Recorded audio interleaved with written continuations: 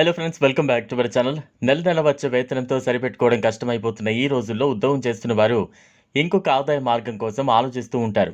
జీవనోపాధికి భద్రత కల్పించుకోవాలనే ఉద్దేశంతో వ్యాపారాలపై దృష్టి సారించే వారు కూడా పెరుగుతున్నారు. అయితే పెట్టుబడి అవసరమనే భయం వల్ల చాలామంది ముందడుగు వేయలేకపోతున్నారు. కానీ మంచి ఆలోచనతో తక్కువ పెట్టుబడితో నష్టాల రహితంగా మెరుగైన లాభాలు అందించే వ్యాపారాన్ని చేయొచ్చు. అలాంటి మంచి బిజినెస్ ఐడియా గురించి ఇప్పుడు మనం తెలుసుకుందాం. నిమ్మగడ్డి సాగు ద్వారా లక్షల్లో ఆదాయం పొందొచ్చని మీకు తెలుసా? ఇది కేవలం ఒక గడ్డి కాదు.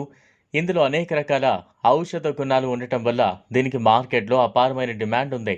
నిమ్మగడ్డి నుంచి వెలువడే నూనెను సువాసన ద్రవ్యాలలో, ఔషధాలలో విస్తృతంగా ఉపయోగిస్తూ ఉన్నారు. ఈ పంటను నాటిన 4 నెలల తర్వాత కోతకు సిద్ధమవుతుంది. అంతర్జాతీయంగా కూడా లెమన్ గ్రాస్కు మంచి గిరాకీ ఉంది. దీన్ని సాగు చేయడానికి పెద్ద స్థలం అవసరం లేదు.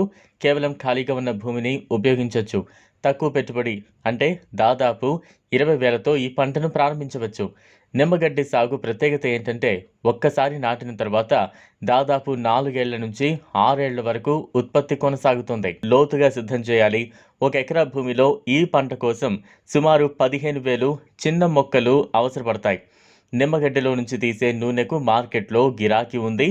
మీరు నిమ్మగడ్డిని నేరుగా విక్రయించకుండా దానిలో నుంచి నూనెను తీసి అమ్మితే మరింత లాభదాయకం.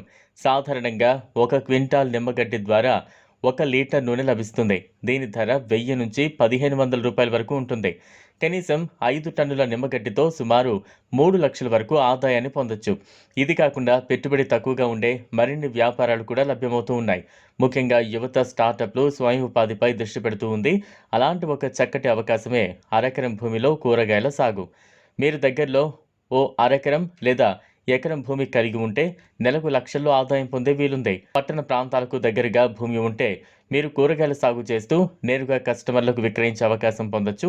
ఉదాహరణకు మీరు ఒక సీజన్లో టమోటా, తర్వాత పచ్చిమిర్చి, తర్వాత కొత్తిమీర, ఆ తర్వాత వంకాయ లాంటి పంటలను సాగు చేస్తూ ఉంటే నిరంతర ఆదాయం వస్తూనే ఉంటుంది.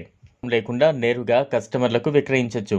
అలాగే స్థానిక మార్కెట్లు, హోటల్స్, కూరగాయల దుకాణాలు, క్యాంటీన్లు, హాస్టల్స్ వంటి వాటికి మీరు రెగ్యులర్గా సరఫరాదారుగా మారచ్చు.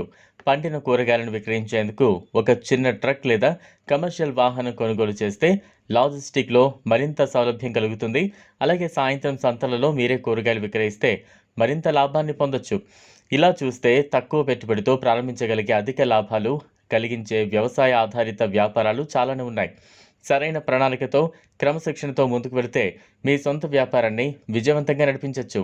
ఈ వీడియో మీకు నచ్చినట్లయితే లైక్ చేయండి, షేర్ చేయండి, ఛానల్ను సబ్స్క్రైబ్ చేసుకోండి. Thanks for watching.